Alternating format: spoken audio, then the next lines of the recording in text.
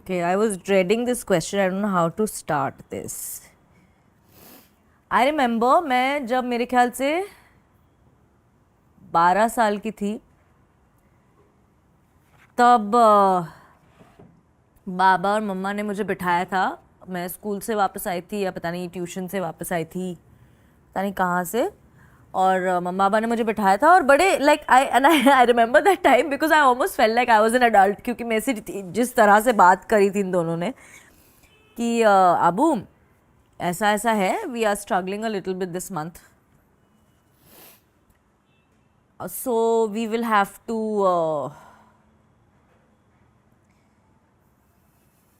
Yes, please. so we will have to break your piggy bank. And I was like, okay.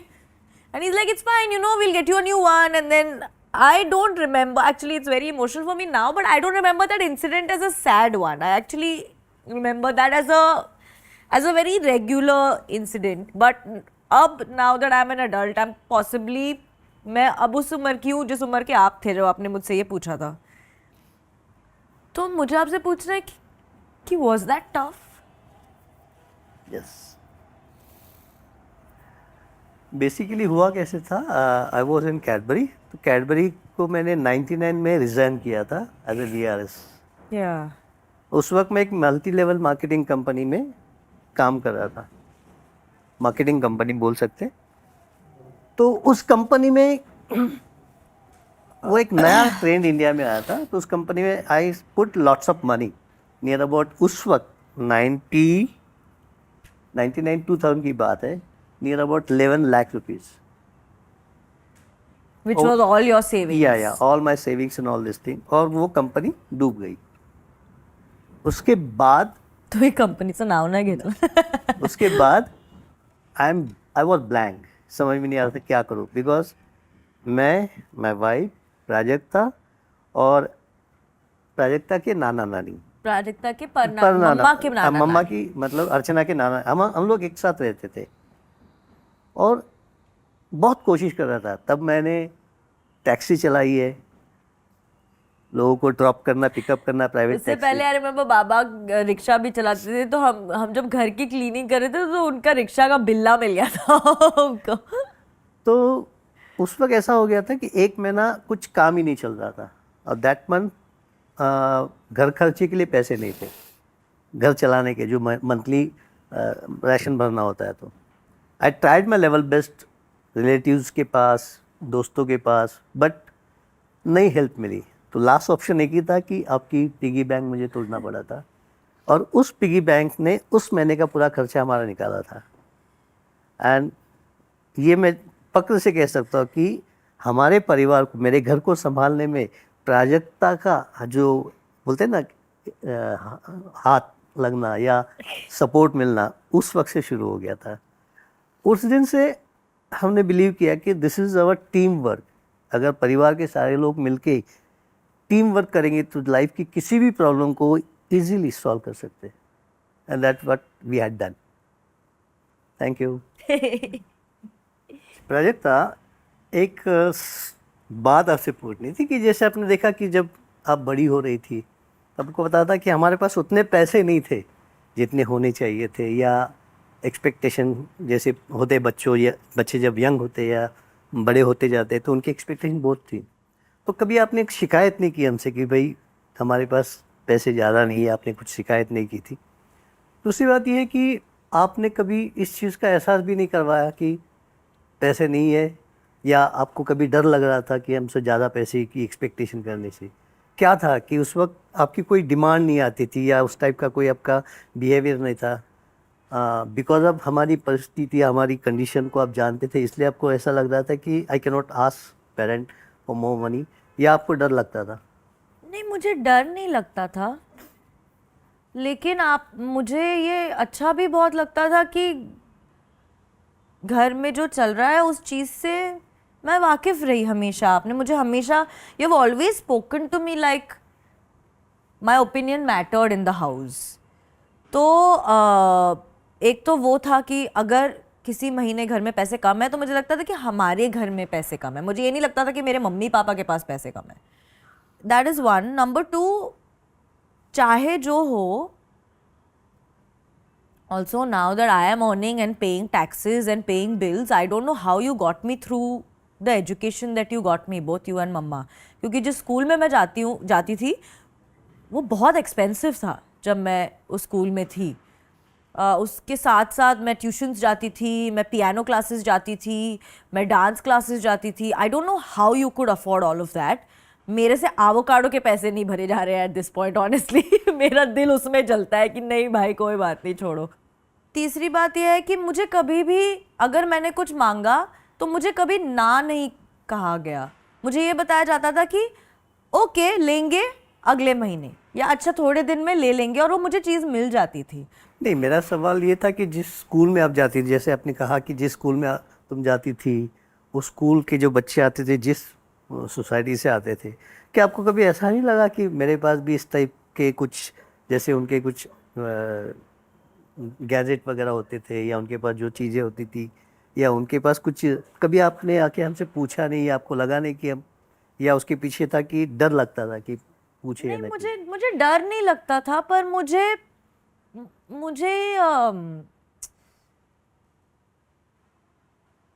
मतलब अगर मुझे नहीं पता होता कि क्या हो रहा है, क्योंकि I would see you working double shifts, I would see mumma working, I would see you all talking, discussing things. मैं वही कह रही हूँ ना, कभी मेरे ऐसा नहीं होता था कि नहीं आबू आगे इसके सामने बात मत करो. मेरे सामने सारी बातें होती थी तो मुझे पता होता था कि क्या हो रहा है. तो वो जान के भी अगर मुझे पता है कि चलो इस महीने मम्मा पापा नहीं मुझे खरीद के दे सकते, तो पूछने में कोई पॉइंट ही नहीं था.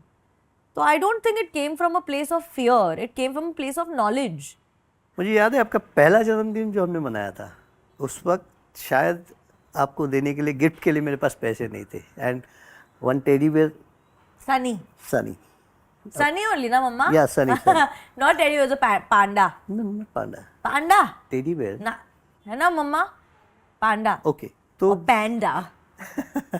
मुझे याद है आपके पहले बर्थडे पे आपको गिफ्ट देने के लिए मेरे पास पैसे नहीं थे, और मैंने अपने एक दोस्त से पैसे मांग के वो गिफ्ट लाया था आपके लिए. सनी पांडा, यस सनी.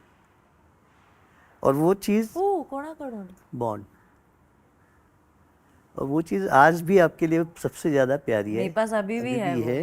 लेकिन मेरी लाइफ के सबसे बड़ी अचीवमेंट, बोलते हैं ना कि आपकी लाइफ की साइकिल अगर कंप्लीट हो गई तो आपने लाइफ में सब कुछ अचीव कर लिया. आई वॉज वर्किंग कैडबरी, और पहली बार जब आपका फोटो मैंने कैडबरी के बिलबोर्ड पे देखा था, वो मेरी fun day, not fun day, this is the my, बोलते हैं ना कि हर इंसान के जीवन में एक मकसद होता है कि वो क्यों जी रहा है. वो मकसद मुझे ऐसा लगता है कि उस दिन मेरा पूरा हो गया कि मैं क्यों जी रहा हूँ. That is the best gift बोलो, या एक उपहार बोलो आपने मुझे दिया है मेरी लाइफ में, कि मेरी लाइफ सर्कल को आपने कंप्लीट कर दिया है. उस दिन के बाद मैं भगवान से भी आपके बिना कुछ सिवा कुछ मांगता नहीं. You see the filminess runs in the family. Not फिल्मी, इट्स अ फैक्ट. ये हमारे जीवन का हकीकत है. ये हमने No, but that was a huge day for mumma बाबा एंड मी, क्योंकि अब मुझे याद है जब गुरप्रीत जो मेरे टीम से हैं, जो he is a friend, he is a mentor, he is one of the man who's changed my life with mostly sane with everything that I do. And then much more. तो जब गुरप्रीत से मेरी बात हुई थी कि प्राजक्ता कैडबरी से ये हो रहा है कि तुम्हारी फ़ोटो ना सिल्क के पैकेट पे भी लगेगी, और हम एक फ़ोटोज़ भी शूट करेंगे, ऐड भी शूट करेंगे, और फिर उसके बाद होर्डिंग्स भी लगेंगे उसके. तो मैं बहुत एक्साइटेड थी, और मैंने मम्मा पापा को उस टाइम पे नहीं बताया था. और फिर जब मैं शूट के लिए जा रही थी, मैंने उस दिन बाबा को बताया था कि मम्मा बाबा को बताया था कि I am going to shoot for Cadbury. और फिर जिस दिन हमें पता चला था कि ये होर्डिंग्स लग गए हैं मुंबई में, आई थिंक हाजी अली वाला होता है ना, हाजी अली, और no, we went to the Haji Ali one, there were many. तो हम तीनों रात को ड्राइव पे गए थे, and it was such a moment. I remember जब हमने पहली बार वो होर्डिंग देखा, हम बस खड़े ही रह गए वहाँ पे घूरते हुए उसको, कि ये क्या हो गया लाइफ में. तो मेरे लिए as a daughter I think that was a very special moment. हमारे लिए भी बहुत गर्व की बात थी वो. जब मैं कैडबरी में था, तब मेरे ख्याल से हम लोग हमारे सपने के बारे में डिस्कस करते थे, बड़े सपने हम लोग देखते थे, खुद का घर हो बड़ा सा, बड़े सा बंगला हो, मर्सिडीज कार हो. हाँ, Mercedes was a very common this is discussion. My dream car. और फॉरेन टूर, पैसा वैसा. लेकिन मुझे याद है हम लोग दिवाली बोनस जब मुझे मिला था, हम लोग स्टोर में गए थे और आपने स्टोर में एक स्पीकर के ऊपर उंगली रखी थी और वो स्पीकर आपको लेना था. उस स्पीकर की कॉस्टिंग मेरे ख्याल से जितना मुझे बोनस मिला था उतनी थी. लेकिन जब आपने उस पर उंगली रखी थी तो उस स्पीकर को हमने परचेज़ किया था आपके लिए. वो स्पीकर आज भी अपने पास है, राइट.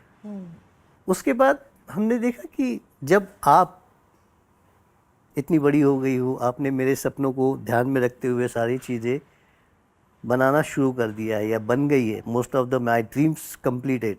जैसे अपना खुद का बड़ा घर हो, बंगलो हो, मर्सिडीज़ हो.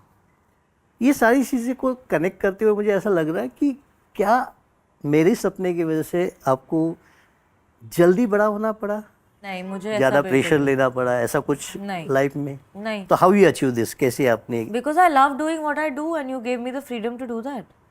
Okay. मैं आपसे हमेशा, हमारी लड़ाई इसी बात पे होती है कि बाबा वगैरह नहीं, मुझे भी ये करना है. लड़ाई क्या होती है हम दोनों के बीच में? मैं और मम्मा इनको बताते रहते हैं कि आप प्लीज थोड़ा से काम हो जाओ. आपको अभी ही 61 60 complete. 60. 61 next month. next month on first Feb he'll be 61. He is 60 now. Not एक- that I'm age Sorry shaped. to appreciation. Do I look 60? You don't look 60. But that मैं वही कह रही हूँ. मैं ऐसे नहीं कह रही हूँ कि जब 60 साल के हो गए हो तो अभी सब कुछ मतलब ऐसे छोड़ के बैठी जाओ. मैं ये नहीं कह रही हूँ. मेरा पॉइंट ये है कि अपने लाइफ के 50-55 साल पहले में से होल 60 साल में अगर 55 साल 50 साल आपने सुबह से लेकर रात तक सिर्फ काम काम काम काम किया है, और अगर मैं अभी आपसे बोल रही हूँ कि आप बस, तो आप मानते क्यों नहीं हो? इस पे हमारी लड़ाई होती है. तो आपका क्या होता है? आप मेरे को बोलते हो कि नहीं, मैं देखता हूँ कि तेरी नींद नहीं पूरी हो रही, and I understand it comes from a place of concern. लेकिन मैं ये कह रही हूँ कि मैं जो करती हूँ मुझे वो अच्छा लगता है. अगर मैं ऐसी जगह जाके काम कर रही होती जिसमें मुझे मजे नहीं आ रहे, लेकिन नहीं मुझे पैसे कमाने हैं, नहीं मुझे अपने मम्मी पापा के ड्रीम्स पूरे करने हैं, तो वो बोझ होता. लेकिन जो मैं करती हूँ मुझे उसमें इतने मजे आते हैं कि it just happens to also be the means to our happiness. तो isn't that the most perfect ideal situation to be in? मुझे नहीं लगता मैं अभी भी बड़ी हुई हूँ. मैं अभी भी मेरे घर पे बहुत स्पॉइल्ड हूँ, which is one of the things जिसको लेके विशांक की बैंड बजी पड़ी है कि जब हमारी शादी होगी और विशांक मेरे साथ रहेगा, विशांक की बैंड बजी पड़ी है कि भाई इसको इतना बिगाड़ के रखा है इसके मम्मी ने, उससे भी ज़्यादा पापा ने, कि मैं कैसे रहूँगा इसके साथ. तो मुझे नहीं लगता कि मेरे पे ऐसा कोई प्रेशर था. ओके. एक चीज़ और आपसे पूछना चाहूँगा. जैसे अभी आपने कहा कि हमेशा हमारी लड़ाई होती, किस बात पे होती है? कि आप रुकते नहीं हो.